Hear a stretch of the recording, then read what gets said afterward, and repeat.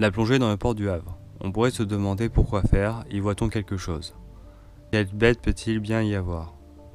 Cette vidéo répond grossièrement à ces questions. Dans le port, ceux qui plongent avec l'association Port Vivant le font pour photographier les différents spécimens. Les photos servent ensuite à alimenter un compte-rendu qui permet de suivre l'évolution de la faune. Et aussi pour le fun. Nous allons maintenant explorer le bassin.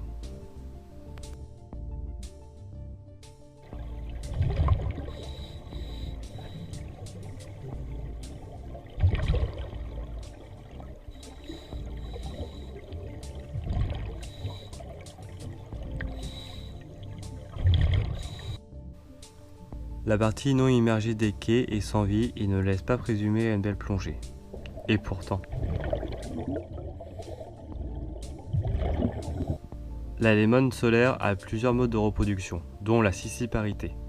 Une anémone se divise en deux, ce qui donne deux individus identiques, autrement dit des clones.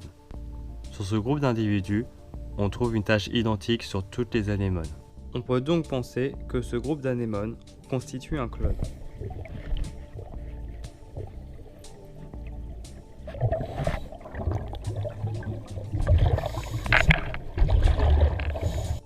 Le crabe vert. Leur mode de reproduction est particulier. Les mâles guerroient entre eux, le victorieux prend la femelle en dessous de lui et vont rester ainsi jusqu'à temps qu'elle mue, c'est-à-dire qu'elle perd sa carapace.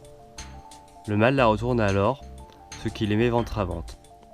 Par des stylés, le mâle dépose ses spermatophores dans la femelle, qui serviront plus tard à la reproduction.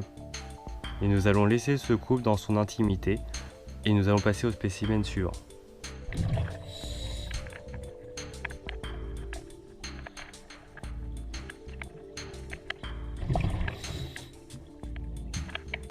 La méduse Aurelia aurita est facilement reconnaissable car sur son ombrelle, qui est la partie supérieure, il y a un dessin en forme de trèfle.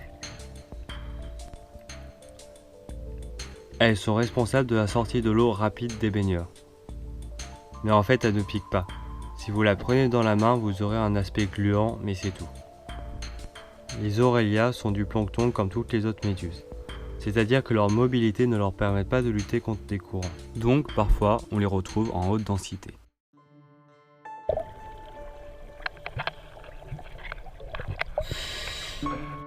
Le mulet. C'est un poisson.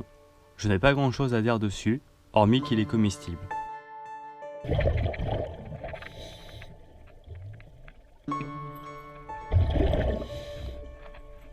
Comme les autres poissons de pleine eau, on les observe dans le port, essentiellement pendant la saison chaude.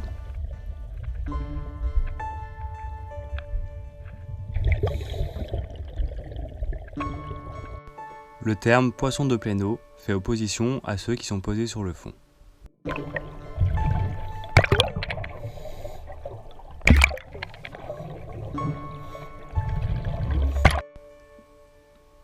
Les spirographes. Leur panache peut être de plein de couleurs, mais ce n'est que la partie visible de l'animal. Car l'animal crée un tube en partie fait de mucus pour se mettre à l'abri. Le panache, lui, ne sert qu'à la respiration et à la nutrition. Il rétracte son panache quand ils sont en danger, ce qui lui évite de se faire manger. On les trouve généralement dans des lieux peu éclairés.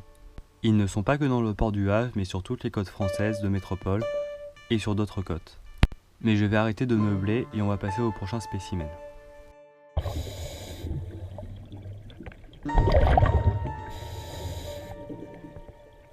Médiopsis lady. Malgré son apparence, elle n'est pas une méduse. Transparent, elle est difficilement visible. Mais quand on la trouve, il suffit de l'éclairer pour observer son réfléchissement. Et c'est beau. Les grosses taches bleues sont un défaut de caméra.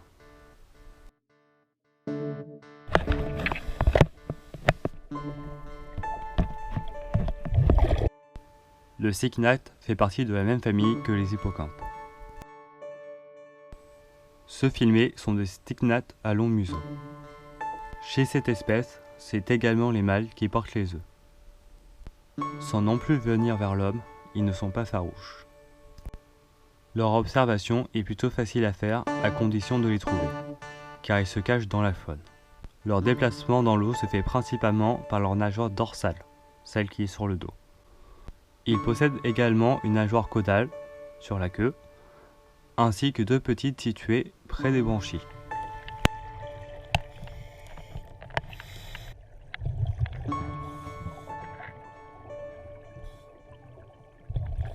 Crevettes roses ou bouquets.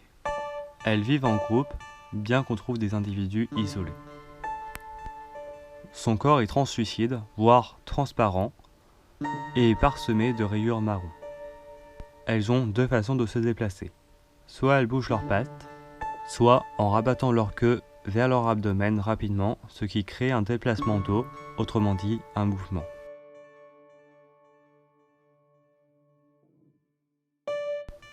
Nous entamons notre remontée, ce qui marque la fin de cette vidéo.